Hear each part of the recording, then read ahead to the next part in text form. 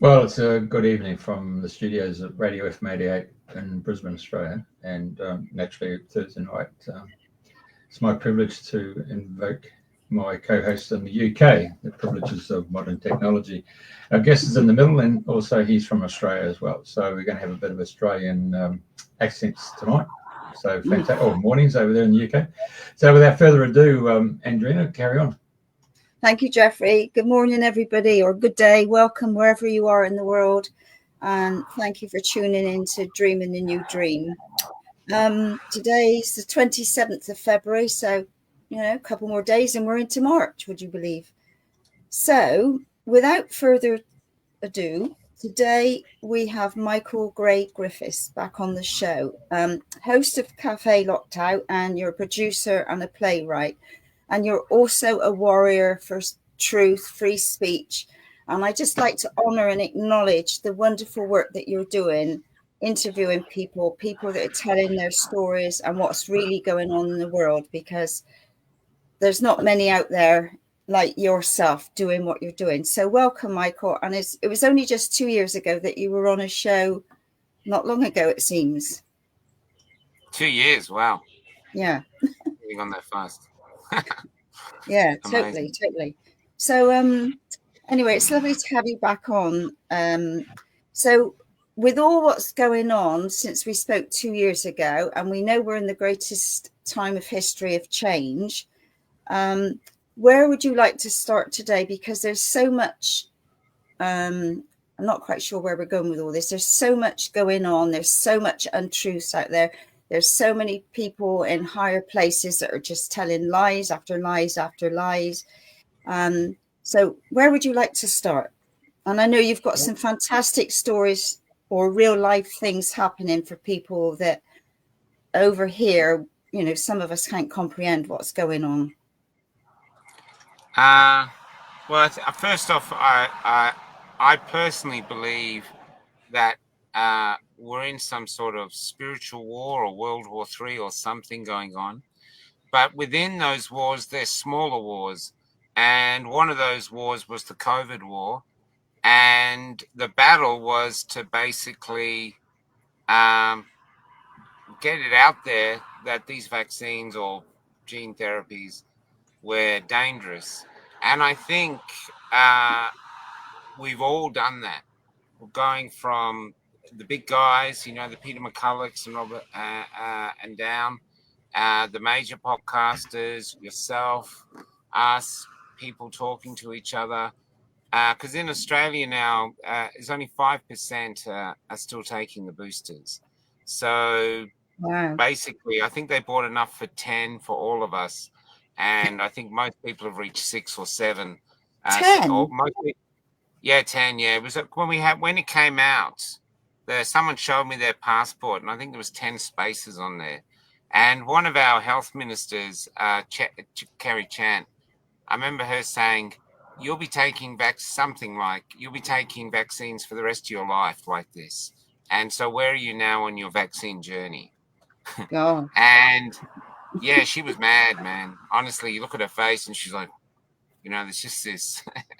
And so people aren't taking it, but it's a hollow victory, full of tears and loss and silence, because you can't mention the fallen, you can't mention the injured. You're just not even supposed to talk about it. You know what I mean? And then all over the country, there's fading remnants of it.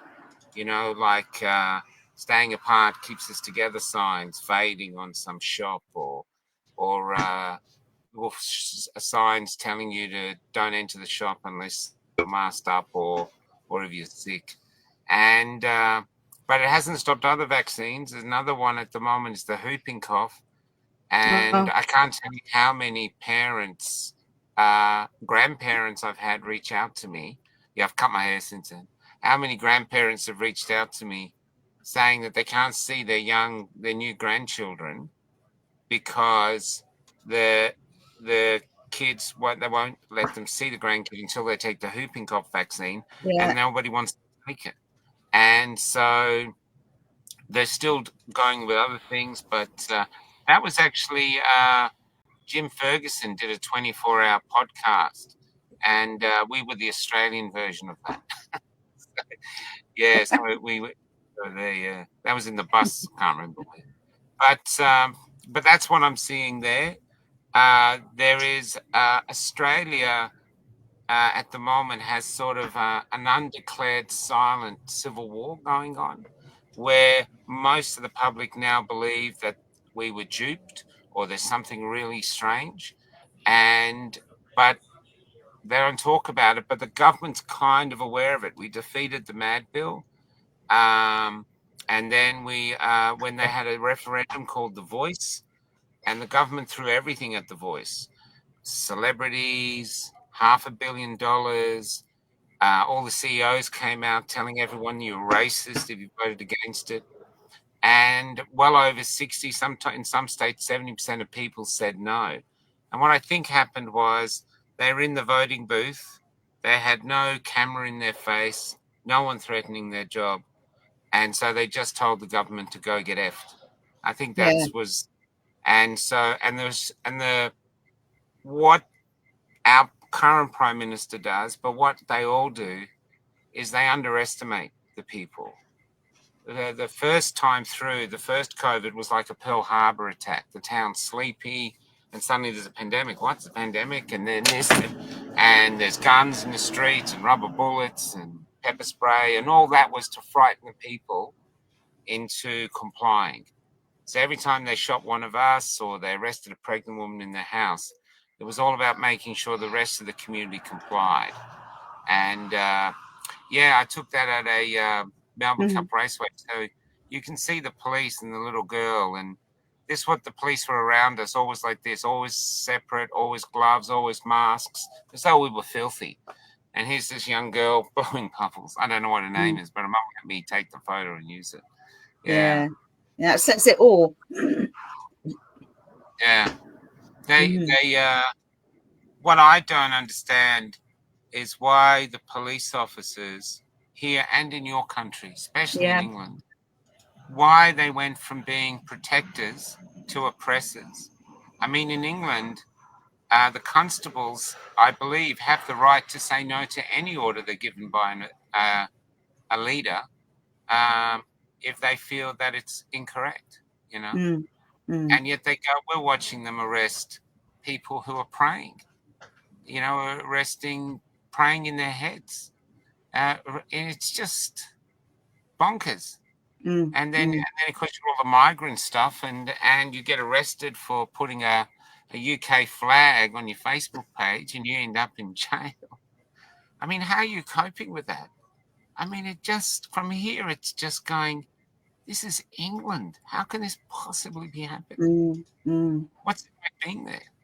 Well, and it's thankful that I'm in lots of different groups that where people can share what's happening, and you know, we network out to different people, and you know, all supporting one another. But it's it's just like everything's gone crazy, you know, who's supporting who's looking after who, and it's like the people, us, that are doing works in different ways, we're helping each other, we're sharing, you know, there was, and I'm not sure the figures, but there was a guy, now this bird flu lark, he's just that they've I'm not sure if it was 5,000 chickens, but he just, or it might have been 50. It was huge, and he looked, you know, and I think, well, what real proof have they got? You know, I mean, it's not so. I don't get drawn into politics, all of that sort of thing, because that's just not my way of doing things.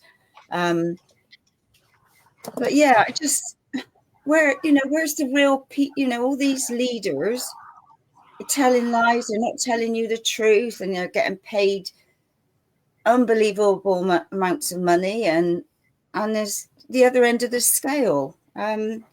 You know, it's just like, I just don't know where it's all going at the minute. I really don't. It's just like when you read of some things that are happening, you know, some things are just heartbreaking, and the amount of people that have passed through having to take things, and then you put out something else that this will really help, and then people say, oh, so you really got to be careful of what you're putting out, what you're saying. And I'm aware of, like, being on a podcast, we have to be careful of what we say. Yeah. Are you still getting censored over there? Because we're still copying it here. Not as much, or not that I'm aware of anyway, but we keep everything's undercover. There's so many different groups, and that's the only way that people let each other know what's going on, the real truth. Wow, so there's a network of real stories underneath. Yeah. Wow. And I call it the undercover movement at grass level. That's great. Do you think you're watching the end of one form of English civilization and the birth of another? That's what we're watching. Definitely. There's more and more people having an awareness now that are questioning things, and there are more and more people that are aware but just happy where they are. So everybody's on a journey, and you can't speak for other people because we don't know what their soul's journey is and what they need. Yeah, I find, though, I do believe they've been very clever at making people feel powerless. Oh. And a lot of that comes from the destruction of freedom of speech. So the more silent they can keep us, the more people think, no one thinks like me. I don't like what's going on, but around me, everyone's happy. Because when I had this play on, I put a play on recently about 3 young men, and the actors were telling me that they can't speak about anything. And the play was full of issues. No, it was another play.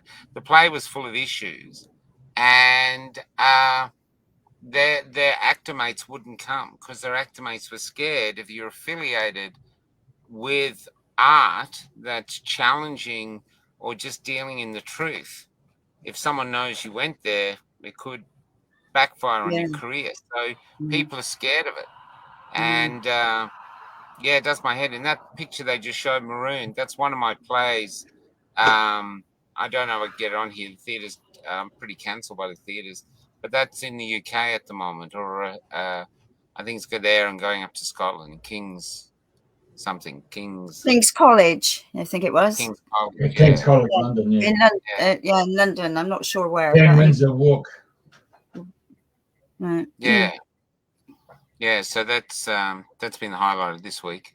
But it's I actually feel, though, that that's the other thing to talk about, since we talked about 2 years ago, is the rise of AI and the effect, good or bad, on communities, because people can't simply keep up with the tide of change at the moment, just with AI alone, let alone what's happening in America with Trump and Elon and everything else. Is that how you guys are feeling in the UK? Yeah, but anyway, I know you've got some amazing stories to share of people, different things that's going on. So for you now, what has been the most soul touching stories that have really hit home? Since I last saw you, probably Dazzle. So Dazzle was a 16-year-old Australian girl who needed a double lung transplant. But for some reason, for her own reasons, she stubbornly refused to take a certain thing. And so they wouldn't put her on the list. And we were a part of a huge campaign to get them to back down. And they wouldn't. And so after about a year, this whole campaign of fighting to save Dazzle, and we were going nuts. I mean, people who don't know us have gone, I've heard of the name Dazzle because we got it in the Daily Mail. I mean, we got it out there, and but she wouldn't comply. And all she wanted was a chance. She said, just get me to the table and give me a chance. I'll fight. I just want to fight. I want to die fighting. But instead she died waiting because she wouldn't comply. So they just let her die. And I think with her died, something in Australia died too. And at least for me. Yeah. And this is what I'm seeing. I'm seeing a, I mean, I don't want to, you're on YouTube, so I don't want to get you banned, but that's okay. We only lost 3 shows. That's all right. The stories we're hearing, just when you think you can't, you've hit rock bottom. There can't be anything worse. And then suddenly you're there and someone comes up and says, can I tell you a story? And you're just in shock. And I think one of the really concerning things for me is that so many people, especially in the health industry, not all of them, but the stories we hear are of so many that have seemed to have lost their empathy. And I don't know if it's because they've seen so much carnage or they've been having to lie because they haven't been allowed to acknowledge the injuries. So they've been lying to themselves. So I don't know. I really don't know. It's a silent country. It's like I actually see it, even though there's defiance in the people, it's kind of conquered in a way that people are too scared to talk. The only things I saw something which really astounded me was we have all these things to get really angry about, like the cost of living is insane. And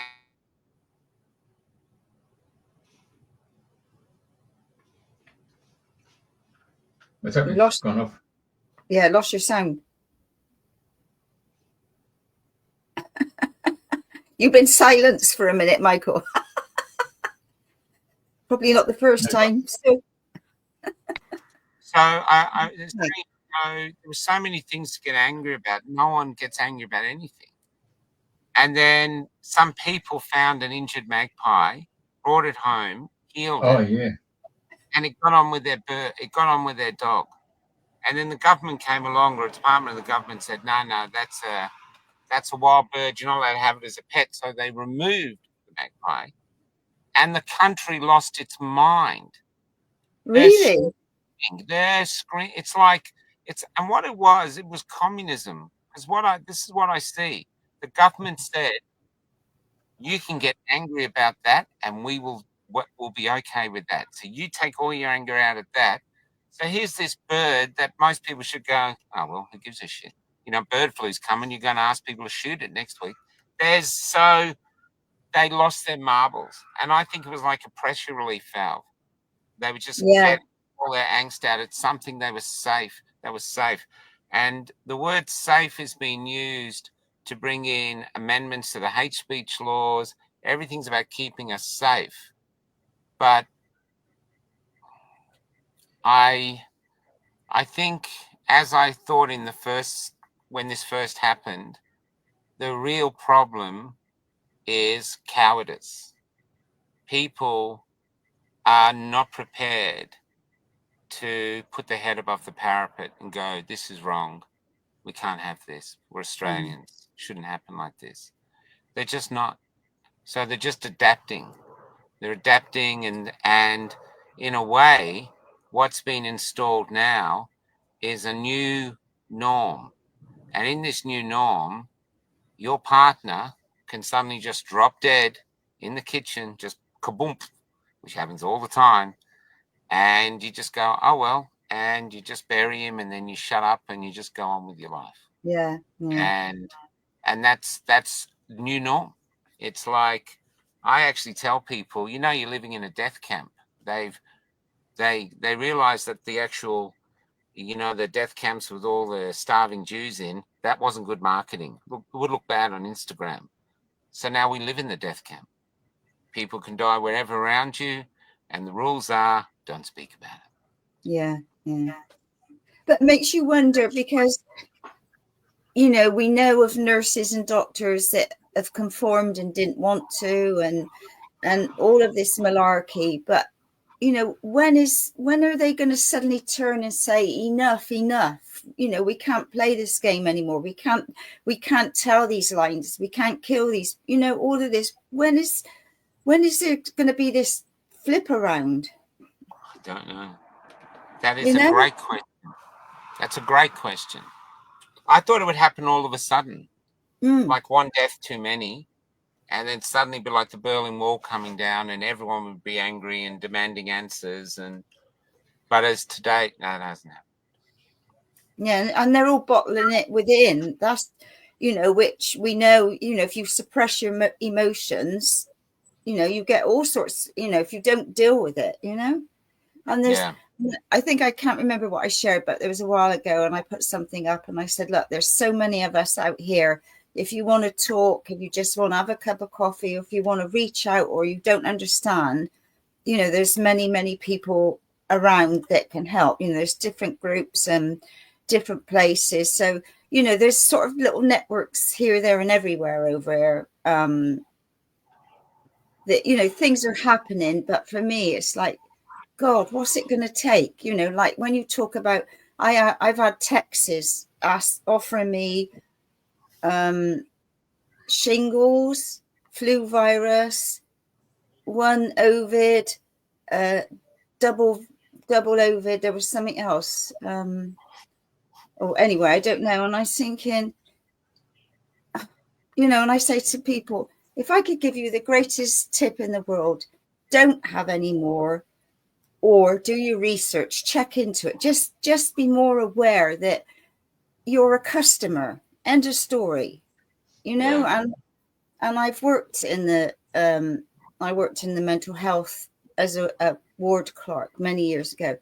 Well, a long time ago now. And the reps used to come in to the staff, and they'd all sit in a room watching about a drug or another, and they would be given theatre tickets, they would be given cinema tickets, they would be given vouchers for this. They come in with food, and you know, and I think, oh, here comes the drug runner. It's like, you know, it was, but you're just a customer. End of story.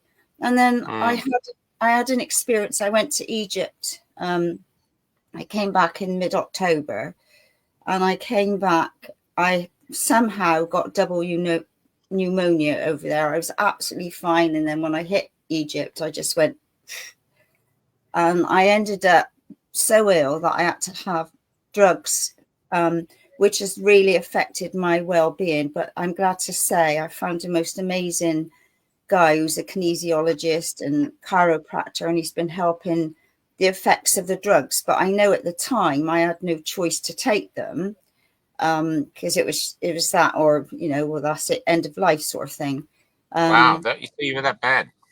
Oh, unbelievable. And I didn't realize how ill I was, you know. But anyway, that was one hell of a journey. I'm not ready to go back to Egypt for a while, but I did enjoy the parts of it.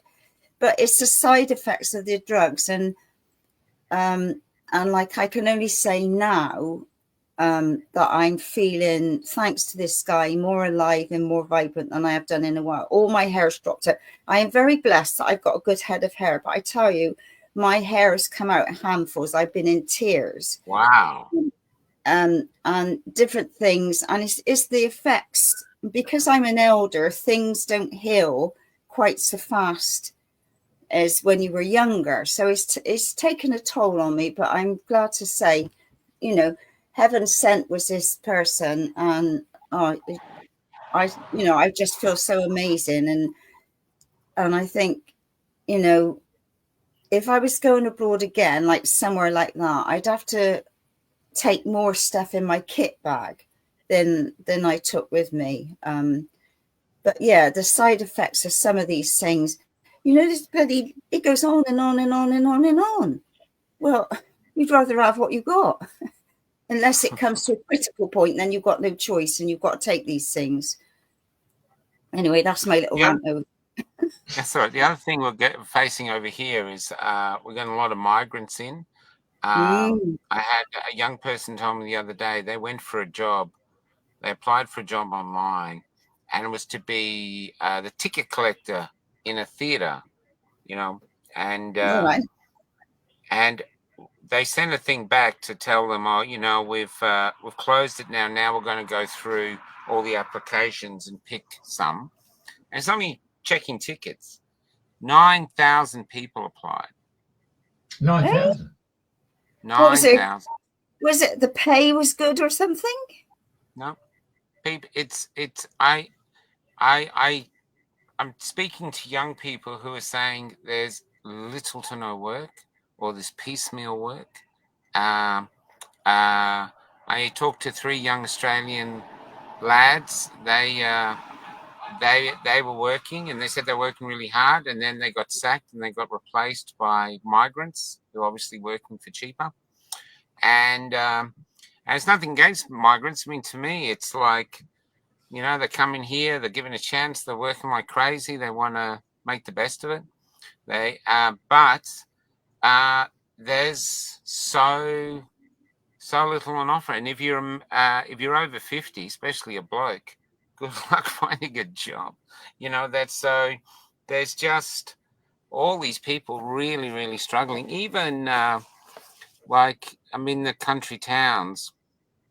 I saw they had a meat tray there with 4 steaks on it, only little steaks, and they were $60. I don't know what that is in pounds, but usually they would be $20 or $25, $60. And you're just looking at these poor people in this town thinking, who's paying for this? You know, and the saddest thing in Australia is we're sitting on all this mineral wealth, huge amounts of mineral wealth. There's no reason we should be broke. And it's just mismanagement by these political parties who are now wanting us to vote them back in. And yet they've economically destroyed the country through these free trade deals and selling off all our assets like you did in the UK, you know, telling us, oh, we sell off the electrical company, electricity is going to get cheaper. We're paying some of the highest electricity in the world. And Dan Andrews, before he left, he doesn't allow new houses to have gas appliances, even though we're sitting on so much gas. You throw a cigarette fag down the wrong rabbit hole, you end up on the moon. You know, it's ludicrous. It's just ludicrous. It doesn't, and no one says anything. And if you say something, you're the problem. Exactly. You're the people who are the only people who are the problem are the ones that are going, that's a problem. Yeah. And I think that's it, being at the front of everything. People think you're a nutcase and, you know, all these different things, and don't realize that, hello, we are aware, we are awake, and we know what's going on, and we're just trying to help you to be with us and be aware with us. Yeah, exactly right. There's I haven't seen like over here they've had the Palestine marches and they've been quite aggressive. And they had you've got a woman over there who's a female advocate for female rights. Small woman, blonde hair, Polly or something.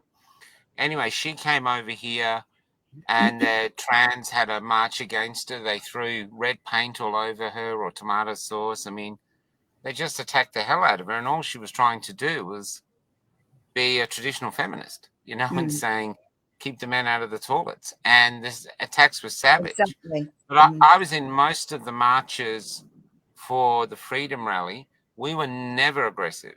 We had a lot of aggression aimed at us. We were shot at and pepper sprayed, and the police were brutal with us, but I never saw any violence back. And now I'm suddenly realizing why the government just ignored us. I actually think what they were doing was communicating. And the message they were communicating, like, see, this is Brisbane, Melbourne, even the country towns. Anyone that had a march for freedom had the biggest protest that the town or the city had ever seen. Some had endless marches, biggest ones they've ever seen. every single one of them ignored by the government, and just sort of MSM would just lie about it. It says it was 2,000 there instead of hundreds of thousands. But I think the reason we were ignored was the government was allowing us to know that there is no democracy anymore, not representative democracy. We will say what happens now. We are in charge. And you will either, look, what a beautiful picture. You will either do what we say, or we will hurt you. We will hurt you. And they don't mean just men.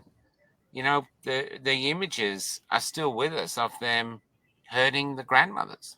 You know, pushing them over and pepper spraying. And she was only one. I've interviewed about 5 or 6 grandmothers who have been brutalized by young male police officers, which doesn't make any sense to me. I mean, Jeffrey's here. I'm pretty sure that when Jeffrey was growing up, he never had to have his father or his uncle sit him down and go, Jeffrey, you're not allowed to beat up the old ladies, mate. You know, that's wrong. Okay, that's wrong.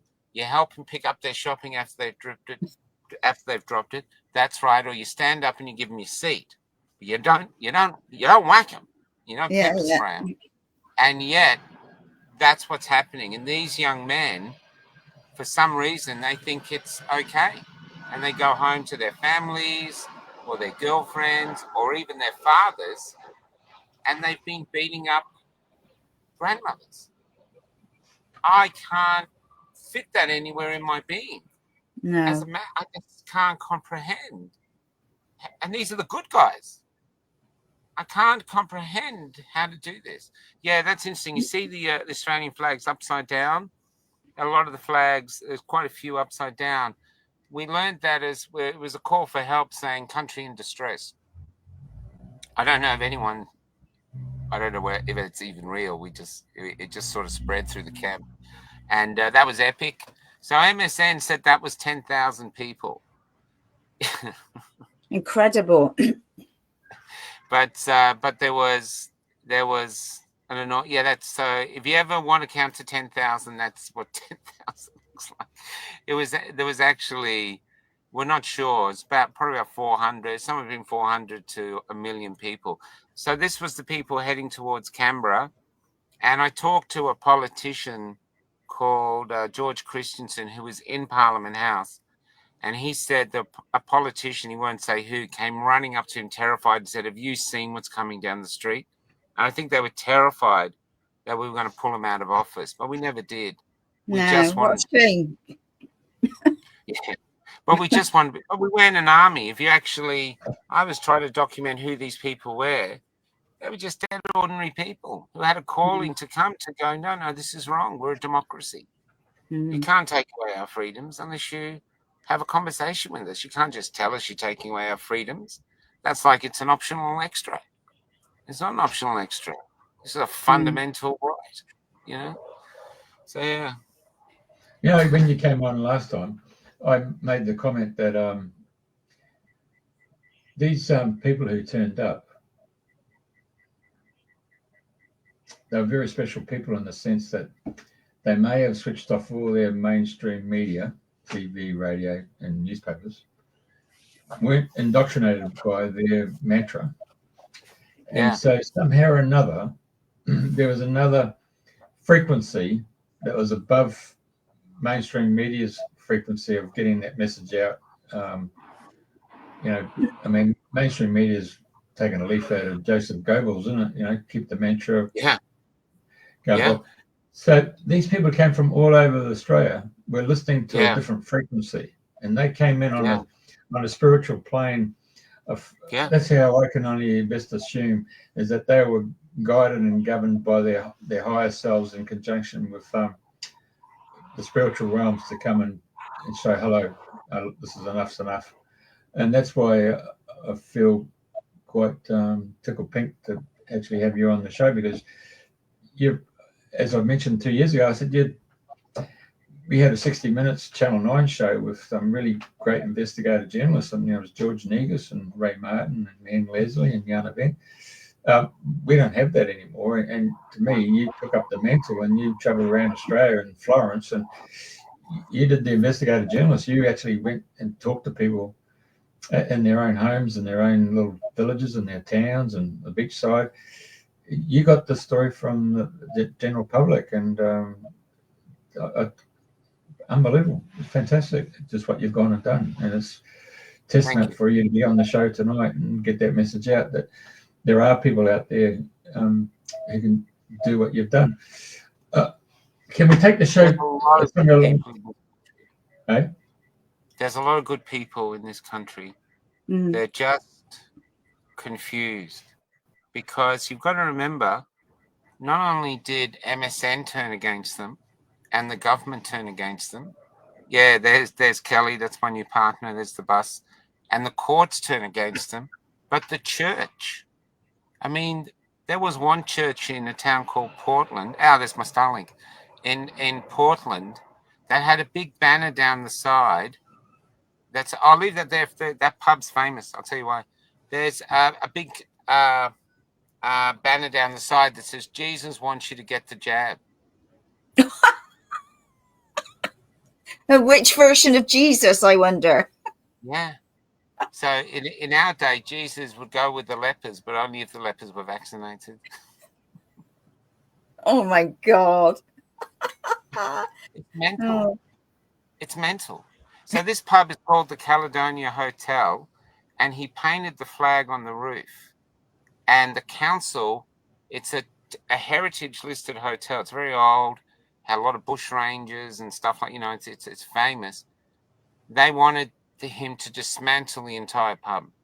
The council wanted him out of the town because he was defiant. So those ribbons, where they were there for basically for like fallen people, and so whenever we go there, we turn up. We have our bus there. It's a few new stickers now, and yeah, one of the great successes is the man at the end of the bus. That's Dr. William Bay. Now, last time we were on, he would have been suspended, and he was he came out. He came on my show somewhere, I think in Mount Tambourine, and he said, "Michael, I'm a doctor, and I want you to know you're right. The vaccines are killing people," and it went ballistic.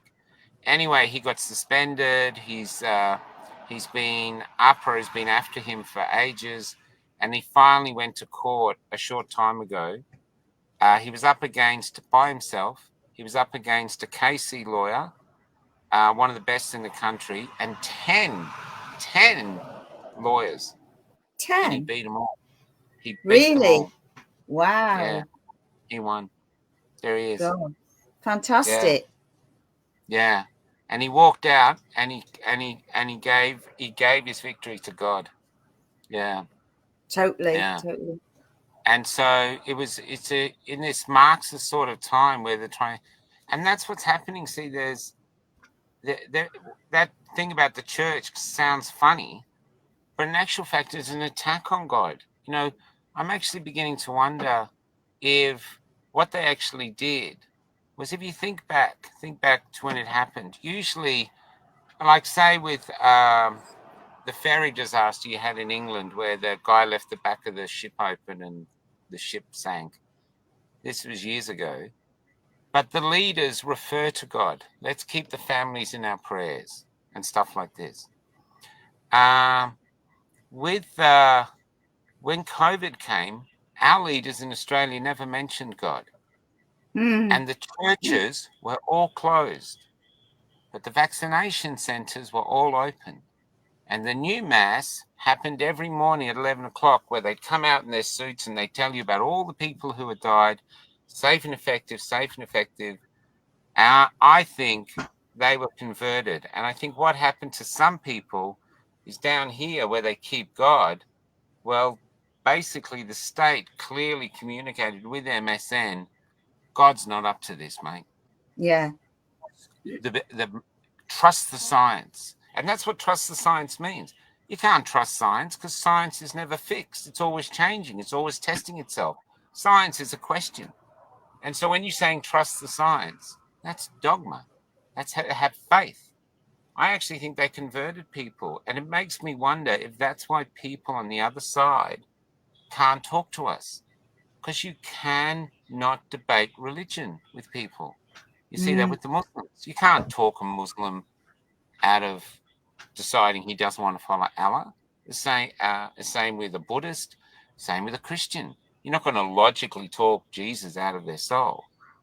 But I think in this time, a lot of agnostic people around, maybe a lot of wealthy people around, we were sitting ducks. And I think they targeted Australia first.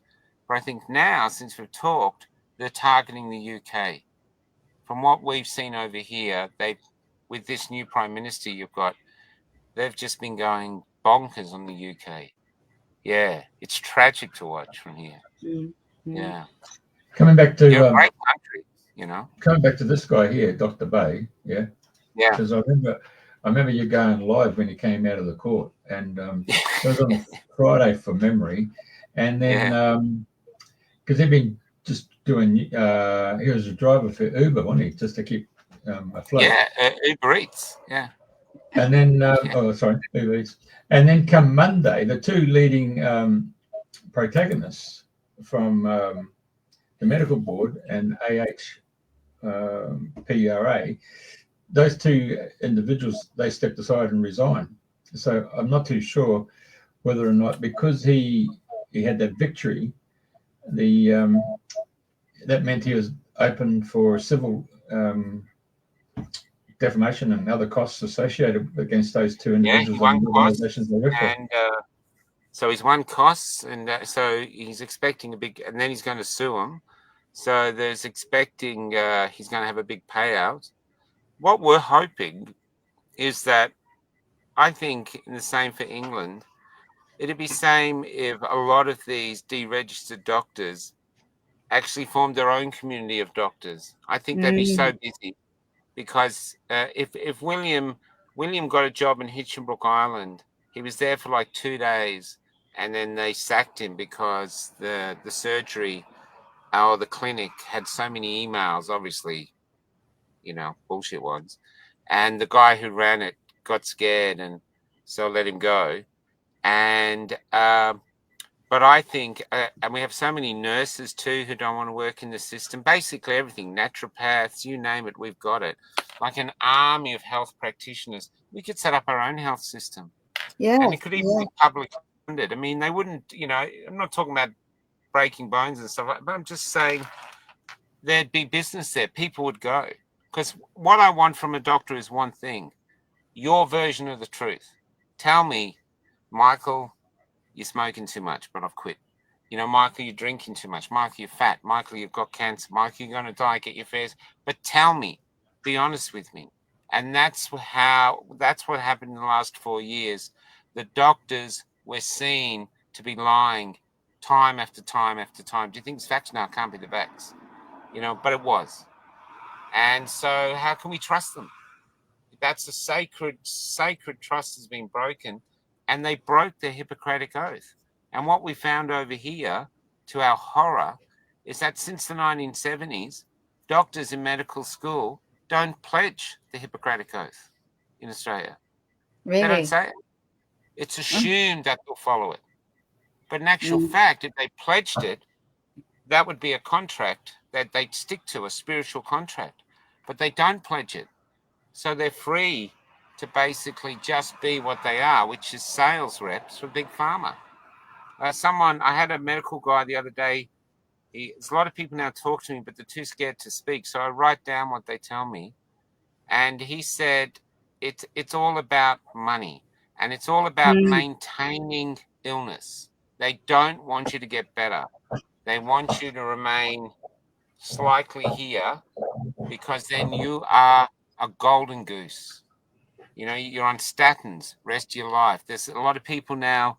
There's a new if you're overweight, they've got a new drug that the weight drops off. You have to be on it $250 a month. You have to be on it for the rest of your life. Oh my God. It apparently affects muscles and all sorts, so you can't come off it. I don't know if you just go straight back to being the Michelin Man if you get off it, but but this is what they're doing. It's big pharma is a business. Mm. Vaccines are a perfect business model. No one checks to whether they're really doing any research. Everyone has to take it, or you can't work, or you can't go to school. And then if anything goes wrong, can't touch us, mate. We're indemnified. Perfect business model. So, you know, and then in Australia, the health industry in Australia is becoming bigger than mining and manufacturing combined. And so many people, you go to every town now, every care is disabled, and a lot of disabled young people, autistic and stuff like that. But we're creating these autistic kids. And now, instead of actually rigorously going, hang on, you know, like say the three of us here, when the three of us were in school, we were never told, don't bring peanut butter to school, you might kill someone. We were never, what are other things? We didn't have kids with autism or asthma or any of these things much. Might have had a few hyperactive kids, but that was, you know, and the biggest kid, the fattest kid, wasn't even that fat, just a slightly plump. The rest, and he only looked big because the rest of us were whippets. And we'd go to the tuck shop, and the mothers there would give, or the grandmothers would give you a cinnamon bun. It'd have as much butter as it would bun. It would just be a thick blob of butter, which you'd wolf down. And then at recess, especially in Australia, they made you drink milk before you could play. And the milk had been sitting out there all morning waiting for you. It was like warm. And so it's disgusting. And then you go. And we die, and we're fully fit. And if you got measles, they had a measles party. If you had chickenpox, no one gave it to us. Guys got chickenpox. Who cares? And yet now they go, oh, there's a measles outbreak. And there's like 2 cases. And they're creating business. So they've created a huge international business built on the misery of our children who we have participated in their injuries by not questioning why we are putting this stuff into their veins. And we don't even, we're still, I know Kennedy now might change things, but the rest of us keep putting it in. And now on top of that, we're building other industries, intervention officers, NDIS in Australia, which is a big rod where we look after these injured, all with our taxpayers' money. But what it gets to, and this is the horrible thing, which is going to make me less and less popular. Really? What it means really is that, and when you go to a playground, you'll see Australian parents of every single race doting over their children, grandmothers too. You go to the supermarket, the kids are hanging off the mothers, and you can still sense the love. But they don't question about this stuff going in, which means, and now there's no way you cannot know that there's questions about the validity of this stuff. There's just too much evidence that, you know, there's too much autistic kids everywhere, and yet they still do it, and which means that they love their kids, but they love something more. Is it status? Is it belonging to the herd? Is it just ease of life? It's easier, just get the kids vaccinated. It makes it easier. You don't get questioned. Is it compliance? I don't know what it is, but what I know is it's the deeper and deeper and deeper I go into the culture of Australia and who we are currently, the darker it's getting. It's like, I call it heart of darkness. And I'm actually beginning to believe that Australia is just like a poster of all these smiling people, all happy and everything's great. But underneath, we've got enormous suicide rates, poverty, homelessness. We allow children to late-term abortion. You can abort a child up to it's born. No health, no pain relief. That's legal all over the country, and it's happening every day. This is dark stuff. And everyone's just accepted it as normal. But the side effect is that the country is silent and apathetic. And I think spiritually, people are aware that God himself is under attack in this country, and that at some point we have to stand up and go, who actually are we? What do we actually value? And what are we prepared to do to defend those values? Mm. But I know when, in childhood, if somebody had the measles or chicken pox, we'd all play together. You didn't have anything to stop it. Yeah. It was like, go down and play with, Party. all of these things. Everybody was covered in spots, and that was it, done and dusted. Yeah. And it made us stronger. Yeah, exactly. It made us all stronger, But I mean, look at the food chain now. Look at all the additives and God knows what in the labels. I mean, you need to speak another language. I mean, I've looked at labels and it says plant food, and then I'm reading all these numbers which I haven't got a clue what they are. But there's no plant food in there. It's a numbers game. People wonder why they're. I love it when you see it says they advertise it like it's something rare and special. They go grass-fed cows. I'm thinking, what are you feeding them? Hamburgers? I mean, because all I see is cows in fields eat grass. I know eat the hay, but it's, and I think it might actually come down to the fact that where corporations have worked together to reimagine how the world looks. You know what I mean? They've brought great things to our lives. But I think, too, they've put profit above people. And right now, we're seeing the result of that. And I think AI, that can basically, they're looking to replace us, like in Amazon, in America, they're replacing humans, hundreds of thousands with robots. Suddenly, as a race, as a species, we've got to go, hey, hang on, are we a human planet and these robots can serve us? Or are we just get in and grab everything you can and basically dog eat dog world? But we just make it look nice, but we're actually dog eat dog. Or are we a human planet?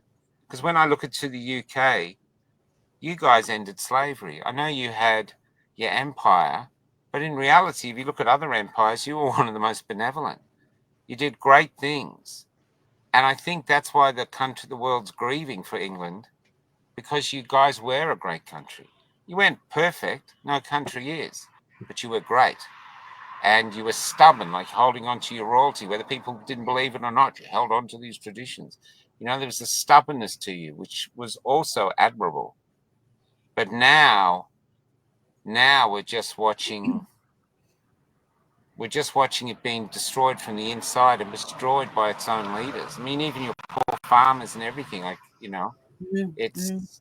I saw a thing today where they're saying they want to take the farm's worth $8 million, so they want to take, when the farmer dies, they want to take $400,000 of tax, and they said, well, the farm can make that because it makes $8 million, but what this farmer got on, he goes, the farm might be worth $8 million, but it only produces $50,000 a year in profit once you work it.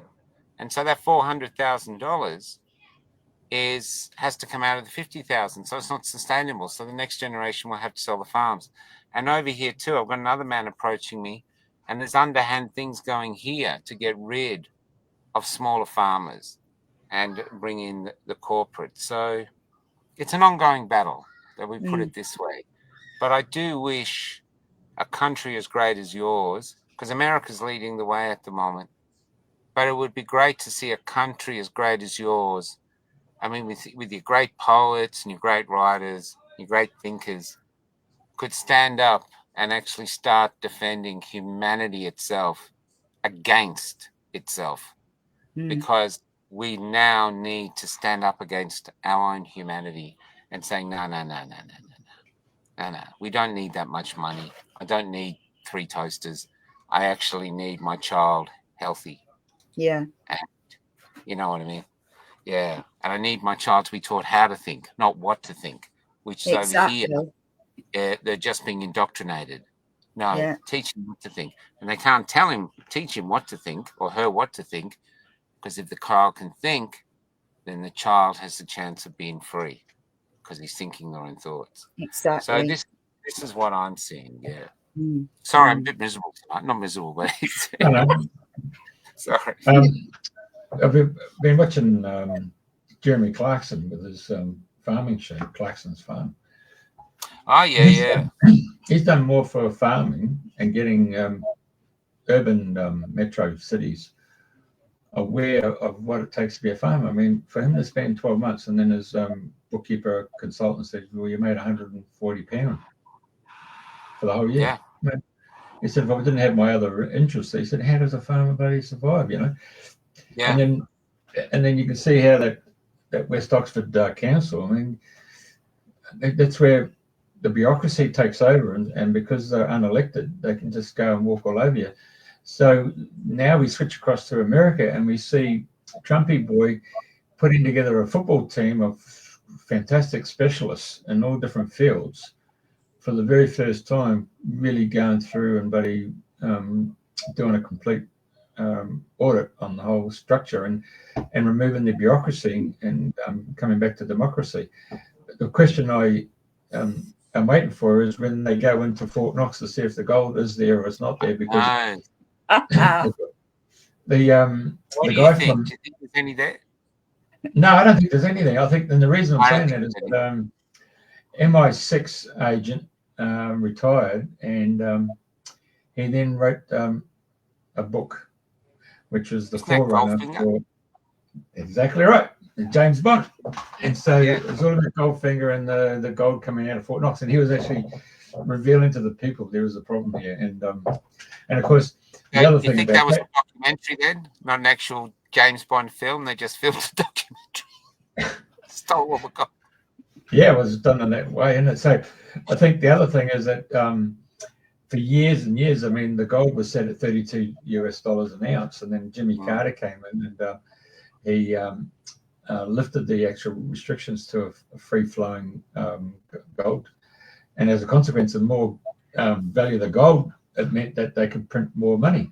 So that was the role of the rise of the military-industrial complex. And of course, now we've seen Elon Musk with his team of big ballers. Is that the right word? All those guys coming in and going through. And I wouldn't be surprised if he used his own quantum computer to be able to get in there and break through the encryption and all that stuff and go through with the algorithms, and to be able to go into that US aid and establish, you know, the money that's been going out to all these groups all around the world, like Bill Gates, George Soros, and even the likes of New York Times, 50 million, Politico, another newspaper from Belgium, you're supposed to have got 8 million, but it turns out it's 23 million. We've seen the likes of Reuters getting their money through Pentagon. All these media ideologies were getting funded by the Americans themselves through back doors in order to, well, play this propaganda game against the public. And I believe that's where it's coming. It's brought the people down to a real mellow thing and say, we really can't fight this because we've got this mainstream media who just in our face, boom, boom, boom, and they're feeding various politicians. And when I saw just how much money was given to those international media organizations, I think it was 700, I think we're talking off here, and there was over 6,700 journalists. I start looking at some of the Facebook sites where there's one individual in Brisbane who just keeps hammering the whole the Labor Party, you know, it's the way to go for the yes vote for the thing, go for the woke, go for the Democrats. Everything was totally boom, boom, boom. And I'm starting to think, I wouldn't be surprised if he's one of the 7,000 bloody journalists who's been getting paid by an NGO to propagate this whole mainstream. Well, what I was going to say, in the old days would be hero worship. Today, in the modern means, they call it influencers. So I wouldn't be surprised if he's being classified as an influencer and being supplied all the cash to be stand up and buddy go for it. But the gentleman himself is suffering from a number of back shots and boosters, so the penny hasn't dropped. But you shouldn't laugh at that. That's his journey. But I think we're all watching on the sidelines and seeing what's actually happening, and then we can see just how some of the judiciary people are holding things up. And if we can get America across the line, and the fact that he's using tariffs as a weapon to bring manufacturing back into the States, and so they can stand on their own 2 feet and give them pride, and that's what it is about, hope. I believe they're just going to be a mega country. They're just going to power up, just like Pearl Harbor. Boom, as the Japanese said, I think we've woken the beast. Well, I think he's woken the beast, and I think the jobs are going to be flowing through, because I saw that, was it 6 years ago when I went into America and I was in the Midwest, and I could see that lost hope. The whole, the tumbleweed was coming down the main street because Walmart had set up, the big premises at the beginning of the town, and Main Street was dead. So the whole hope had gone. So I really, and the amount of money that's been pouring in from various, well, not only Japan, was Prime Minister went out there with $1 trillion to build up car manufacturing industry, and the Saudis are going to put $600 billion. I mean, it just keeps coming in, and flowing in. Yeah, there's great hope there. There's and I think the difference between America and China is the Chinese aren't free. So now, if Trump unleashes the people from all the bullshit of the Biden and all the other eras, and just lets them freely chase their dreams, it'd be very interesting to see the two ideologies fight each other, the controlled Chinese one and the free America. And I despair that it should be happening here, but we're just watching America and hoping, while our dopey prime minister just keeps smiling as though everything's happy. Honestly, he's just does my head in. And then behind him, all we've got to vote for is someone who looks like Voldemort. And it's just, he's just sitting there in despair. I can't even remember a prime minister in Australia who allowed, the last time I remember was when Bob Hawke, we'd won the America's Cup, and he said this thing, if anybody fires their employee today, you're a bum, something like that. That's right. Yeah. But he crystallized Australia. He thought, that's us. Yeah, we're hard working, but we won the America's Cup, so we're going to take the day off and have a party. He sort of summed up our culture beautifully. This was a leader. He brought us all together. Everybody was Australian in that moment. That was his skill as a leader. I don't know how he was overall, but nowadays, nothing. Now, even in Australia, just to finish, to show you, we've got a premier here now, Jacinta. So she bans celebrations of Australia Day. You can't celebrate Australia Day. On the same day that we want to celebrate Australia Day, she's got protests. She allows protests of people who hate Australia. And then the next day or the day after, she's at a drag queen festival and she's hugging them, going, we're going to protect you from the bad people. What bad people? We gave up poofter bashing in the 60s. We don't give a shit anymore. We don't care about that stuff. But they're trying to make us look like villains. And I hate to say it, I know this is difficult, but there's an attack on a certain color. If you're this color, and suddenly you're the bad color, you're the color that caused all the issues. You're the only one that's racist. You're the only one that's bigoted. And if you stand up for that, and some young men in Australia are, then they're attacked like crazy. How dare you? But what they're doing is, well, no one's standing up for us. Our fathers aren't. Our grandfathers aren't.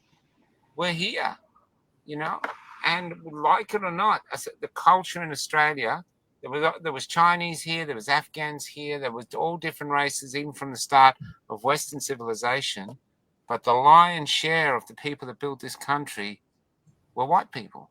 And that's the truth. And we built it. And it was a beautiful, lucky country. Successful, tolerant. It wasn't perfect. No country is. But it was better than a lot of them.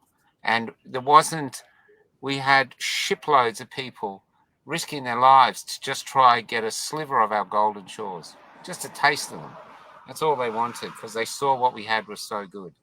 And in silence, we're letting it be taken away from us. And that's why they want our freedom of speech, because freedom of speech is the only weapon we have against tyranny. So we keep speaking. Yeah. But that MO, I've got another interview to come, but yeah. that MO in business plan is what's happening in America, isn't it? So they've tried that playbook in America, and now if people around the world are watching it and saying, no, they're going to have to put up with that. Yeah.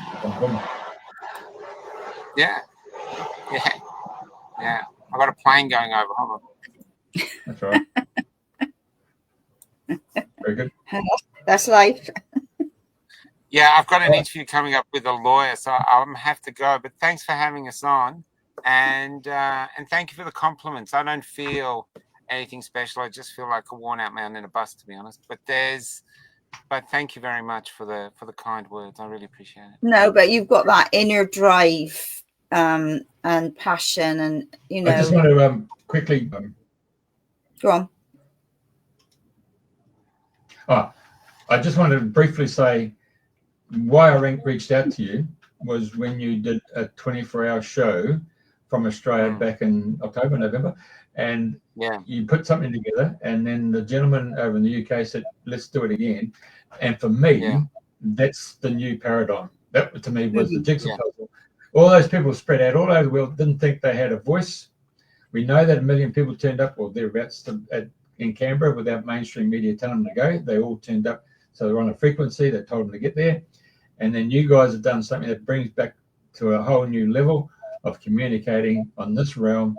And I salute you, because that was absolutely, that's the way to go now, mate. This is the way to go. Definitely. Yeah. Well, it's inventive. We can do things. I did a 12-hour podcast about Epic the other day, because I think Epic should be commemorated by the freedom movement every year, because it was a spiritual event. So we need to make it a part of our folklore, Yeah.